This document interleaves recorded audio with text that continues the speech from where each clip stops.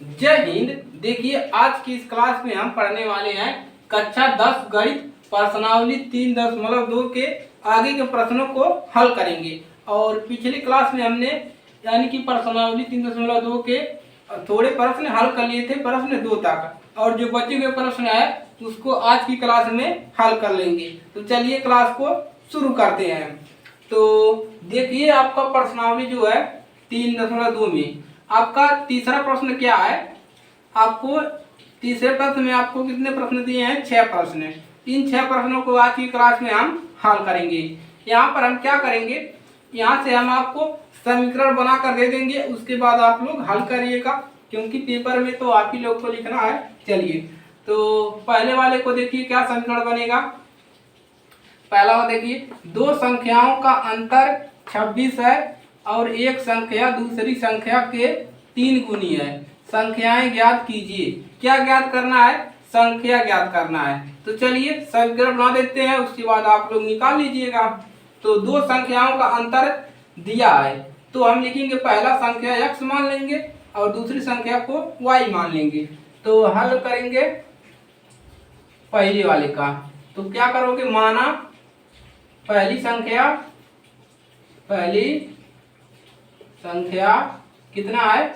x है। और क्या मानोगे?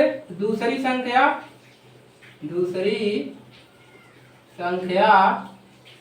y है। अब क्या लिखोगे? प्रश्नानुसार क्या लिख सकते हो? देखिए क्या कह रहा है, दो संख्याओं का अंतर 26 है, तो एक संख्या को x माना है और दूसरे को y। अंतर मतलब होता है घटाना, यानी कि अंतर मतलब घटाना। तो x माइनस y बराबर कितना दिया है? अंतर 26। समीकरण 1 बन गया। अब चलिए देखिए आगे बढ़िए। और एक संख्या दूसरी संख्या के 3 गुनी है, यानी कि ये जो पहली संख्या x है दूसरी संख्या की कितनी गुनी है? दूसरी संख्या y है, और ये पहली संख्या दूसरी संख्या की 3 गुनी है, यानी कि पहले से ये 3 गुना दूसरी संख्या है। तो समीकरण नंबर 2। अब आप लोग क्या करिए, x का मान रखिएगा यहाँ पर और उसको x y का मान निकाल लीजिएगा। चलिए अब हम दूसरे वाले को देखिए, यहाँ पर हम हल नहीं करवाएंगे, सिर्फ समीकरण बनाकर दे देंगे और आप लोग हल करिएगा, क्योंकि देखिए पेपर में तो आप ही लोग को लिखना है, हमको तो लिखना नहीं है। तो आप लोग हम समीकरण बना देंगे और आप लोग प्रैक्टिस कीजिए ज़्यादा से ज़्यादा, ताकि आपको पेपर में कोई दिक्कत ना हो। तो इसको आप लोग हल कर लीजिएगा। समीकरण आपका 2 बन गया है। यहाँ से x y का मान निकालना है। चलिए दूसरा देखिए, पहला वाला तो हो गया। दूसरा देखिए क्या है। देखिए दो संपूरक कोणों में बड़ा कोण छोटे कोण से 18 डिग्री अधिक है। कह रहा है दो संपूरक कोणों में बड़ा कोण छोटे कोण से 18 डिग्री अधिक है, उन्हें ज्ञात कीजिए। ज्ञात करना है। तो मान लेंगे कि दो संपूरक कोणों में बड़ा कोण x है और छोटा कोण y है। चलिए तो यही लिखेंगे। चलिए तो माना दो संपूरक कोणों में बड़ा कोण x है तथा छोटा कोण को क्या मान ले? छोटा कोण कितना है? y है। आप प्रश्नानुसार क्या लिख सकते हैं? प्रश्नानुसार क्या लिख सकते हैं कि कह रहा है दो संपूरक कोण में बड़ा कोण छोटे कोण से 18 अधिक है, यानी कि कह रहा है जो बड़ा कोण है वो छोटे कोण से कितना है? अधिक है, यानी कि बड़ा कोण माइनस छोटा कोण कितना अधिक है? 18 डिग्री। समीकरण नंबर 1 है। और आगे बढ़िए, और उन्हें ज्ञात कीजिए। सिर्फ इतना दिया है। अब दो संपूरक कोणों का योग जो होता है वो 180 डिग्री होता है, ये इसको आप लोग जानते हैं। तो यहाँ से लिख देंगे कि दो संपूरक कोण यही है x प्लस y, इसका जो योग होता है 180 डिग्री होता है। समीकरण नंबर 2। यहाँ पर कोष्टक में लिख लीजिए आगे कि दो संपूरक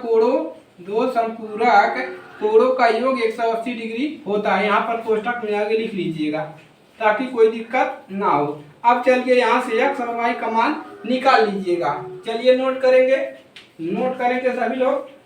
चलिए नोट करेंगे। चलिए अब क्वेश्चन नंबर 3 देखिए क्या है। क्वेश्चन नंबर 3 तो ये नोट कर लिया। चलिए आप लोग क्या करिए, समीकरण को नोट कर लीजिए और उसको खुद लगाइए, प्रैक्टिस कीजिए, तभी आपको पेपर में अच्छा नंबर आएंगे। चलिए तीसरा क्या है, तो हो गया। तीसरा देखिए, एक क्रिकेट टीम के कोच ने 7 बल्ले तथा 6 गेंदे इतने रुपए में खरीदी। बाद में उसने 3 बल्ले तथा 5 गेंदे इतने रुपए में खरीदी। प्रत्येक बल्ले तथा प्रत्येक गेंद का मूल्य ज्ञात कीजिए। एक बल्ले और एक गेंद का मूल्य ज्ञात करना है। तो क्या करोगे, हल करोगे। देखिए तो लिखोगे, माना एक बल्ले का मूल्य, एक बल्ले का मूल्य, एक बल्ले का मूल्य कितना है, x रुपए बराबर x रुपए है, तथा एक गेंद का मूल्य, एक गेंदे का मूल्य कितना है, y रुपए है। और तब क्या लिख दोगे, प्रश्नानुसार, प्रश्न के अनुसार क्या लिखोगे यहाँ से, प्रश्नानुसार क्या लिखोगे, प्रश्नानुसार। देखिए अब देखिए क्या कर रहा है, 8 बल्ले 7 बल्ले, बल्ले को हमने क्या माना है, 7 बल्ले प्लस 6 गेंद, गेंद को y माना है, बराबर कितना रुपए दिया, 3800। समीकरण नंबर 1 है। और दूसरा देखिए, बाद में उसने क्या करा, 3 बल्ले यानी कि 3x प्लस 5 गेंदे 5y, रुपए कितना दिया, 1750। समीकरण नंबर 2। अब यहाँ से आप लोग, समीकरण 2 निकल गया। अब यहाँ से x और y का मान निकाल लीजिएगा। लास्ट में लिख दीजिएगा कि एक बल्ले का मूल्य इतना और एक गेंद का मूल्य इतना। चलिए नोट करेंगे, अगला क्वेश्चन हम देखेंगे, चलिए नोट करेंगे। अगला क्वेश्चन हम किताब से लेंगे। आप लोग किताब है आपके पास, तो आप लोग वहां से समीकरण बना लीजिएगा। चलिए अगला क्वेश्चन देखिए क्या है कि एक नगर टैक्सी में टैक्सी के भाड़े के लिए एक नियत भाड़े के नियत भाड़े के लिए अतिरिक्त चली गई दूरी पर भाड़ा सम्मिलित किया जाता है। 10 किलोमीटर दूरी के लिए भाड़ा 150 है और 15 किलोमीटर के लिए 155 है। नियत भाड़ा तथा प्रति किलोमीटर भाड़ा क्या है, एक व्यक्ति को 25 किलोमीटर यात्रा करने के लिए कितना भाड़ा देना होगा। चलिए इसको हल करेंगे, समीकरण बनाएंगे। ये हो गया। चलिए अब देखिए क्या कह रहा है, क्वेश्चन नंबर 4 देखिए क्या कह रहा है, क्वेश्चन नंबर 4। चलिए क्वेश्चन नंबर 4 कितना, 4। क्वेश्चन नंबर 4 तो कह रहा है, एक नगर टैक्सी में चली गई दूरी भाड़ा सम्मिलित किया जाता है। 10 किलोमीटर दूरी के लिए भाड़ा 105 रुपए है। कह रहा है 10 किलोमीटर के लिए 105 रुपए है। तो क्या कर लेंगे, मानेंगे, क्या मानोगे कि माना टैक्सी का नियत किराया कितना है, नियत किराया जो है आपका, नियत किराया x रुपए है। कितना रुपए है, x रुपए है। तब देखिए और क्या लिखोगे, और प्रत्येक अतिरिक्त के लिए किराया, और प्रत्येक अतिरिक्त प्रति किलोमीटर के लिए, और लिखोगे, और प्रत्येक किलोमीटर, प्रत्येक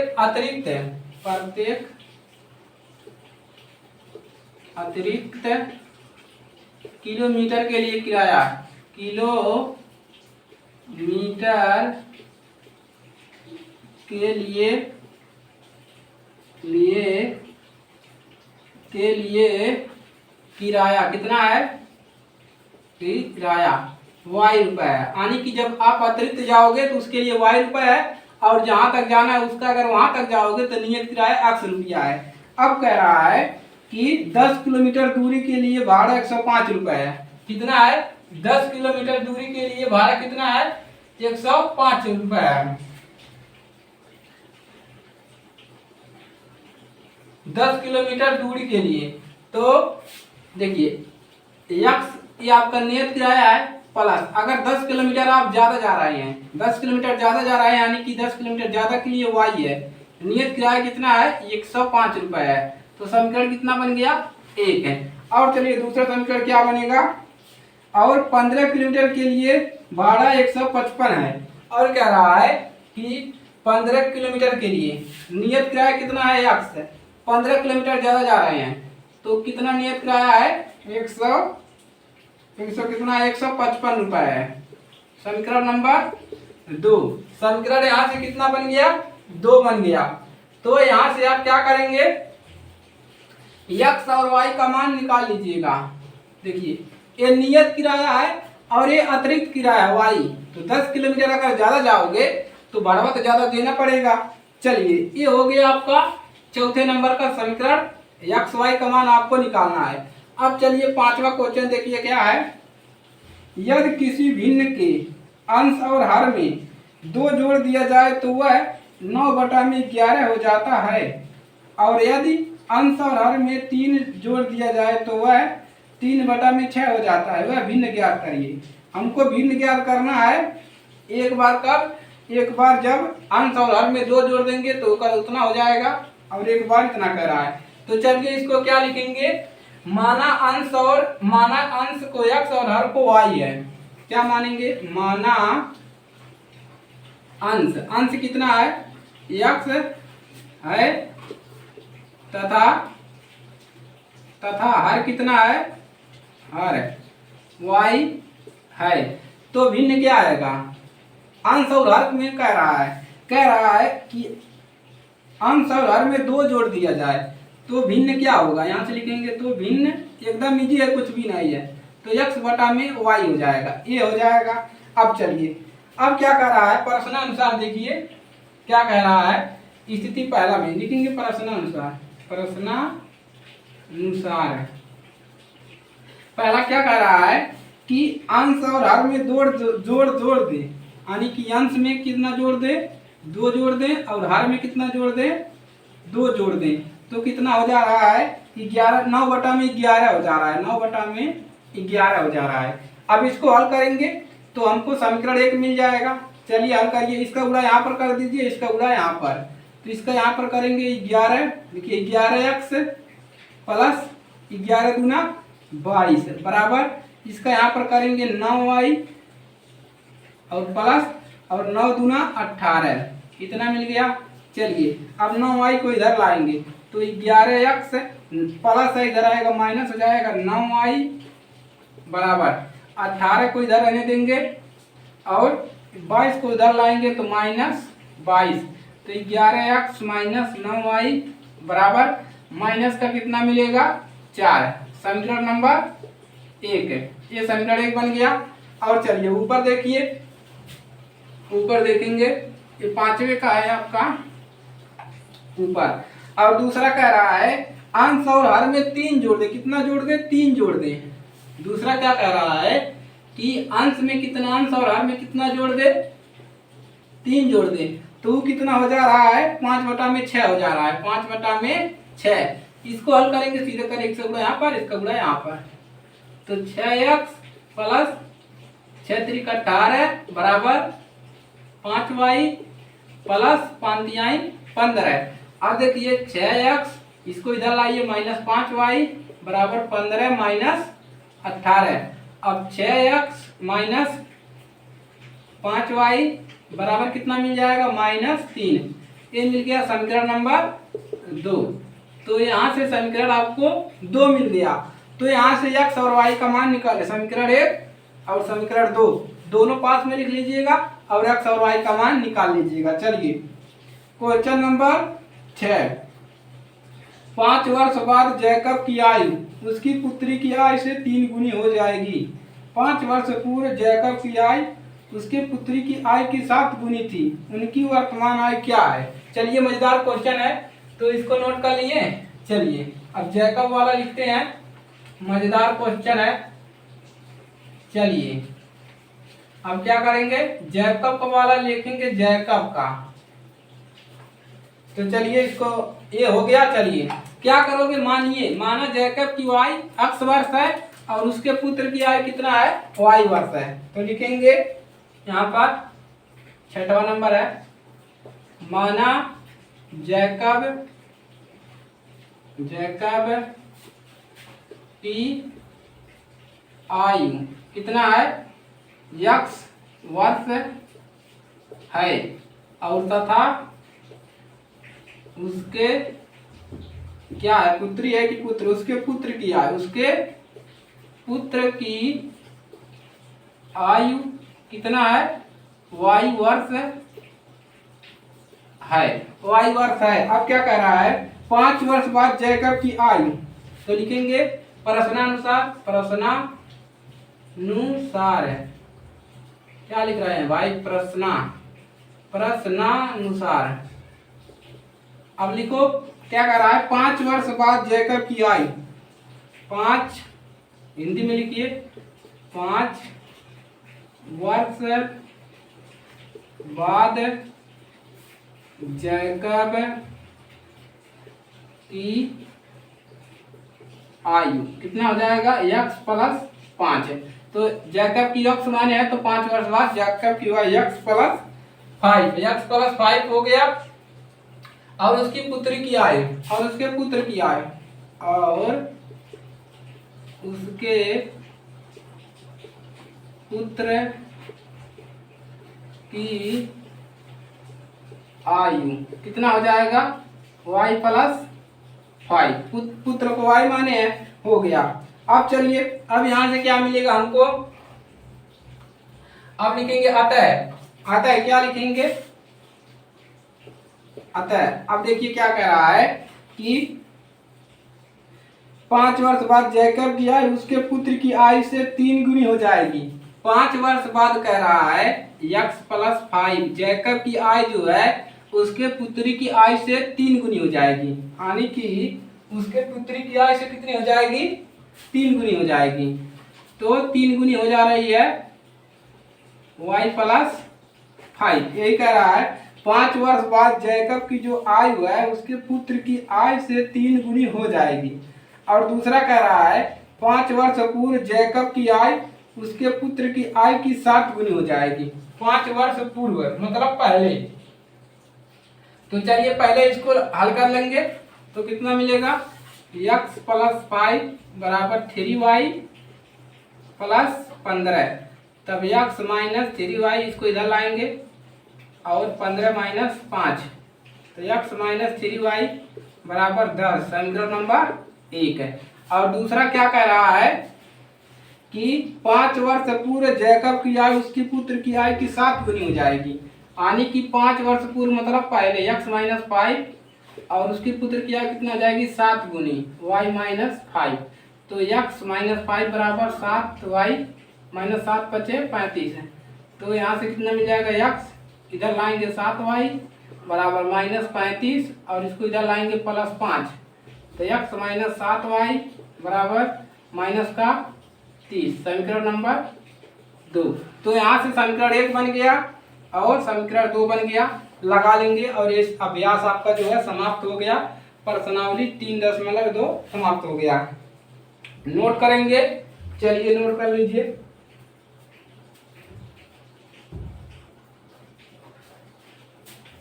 नोट करेंगे, चलिए देखिए यही कह रहा है कि 5 वर्ष बाद जैकब की आयु उसके पुत्र की आयु से 3 गुनी हो जाएगी। पुत्र की आयु से कितनी गुनी हो जाएगी, 3 गुनी। और पहले बाद मतलब होता है प्लस, और पहले हो जाएगा तो माइनस हो जाएगा, यही करना है। 2 समीकरण बन गया। अब यहाँ से इसको हल कर लीजिएगा, तो आपका प्रश्नावली जो है 3.2 वो समाप्त होता है। और इसको तैयार कर लीजिएगा, जितना भी हमने समीकरण बनवाया है सभी को हल कर लीजिएगा और उत्तरमाला से मिला लीजिएगा। अगर सही नहीं आ रहा है तो दोबारा लगाइएगा, आ जाएगा। चलिए, तो आज के लिए सिर्फ इतना ही। और अगर ये क्लास अच्छे लगे तो वीडियो को लाइक कर लीजिए और ये जो क्लास है सभी के पास शेयर कर दीजिए, ताकि जो है हर एक बच्चे की मदद हो सके। भाई आप लोग जान रहे हैं कि सरकारी स्कूलों में कितना पढ़ाई होता है और आप लोग कितना पढ़ते हैं, तो ये खुद आपको पता होगा। तो काफ़ी मुश्किल नहीं है, आसान है, सिर्फ समीकरण बनाना आपके लिए मुश्किल है। तो समीकरण बनाना हमने आपको सिखा दिया है। इससे ज़्यादा, इससे बढ़कर यानी कि इससे मुश्किल आपका क्वेश्चन नहीं आएगा, इससे आसान ही आएगा। आपसे सिंपल पूछेगा। यही क्वेश्चन आपका इम्पोर्टेंट है जैकब वाला, तो इसको तैयार कर लीजिएगा 1-2 बार। तो चलिए मिलेंगे नेक्स्ट क्लास में, तब तक के लिए जय हिंद, जय भारत।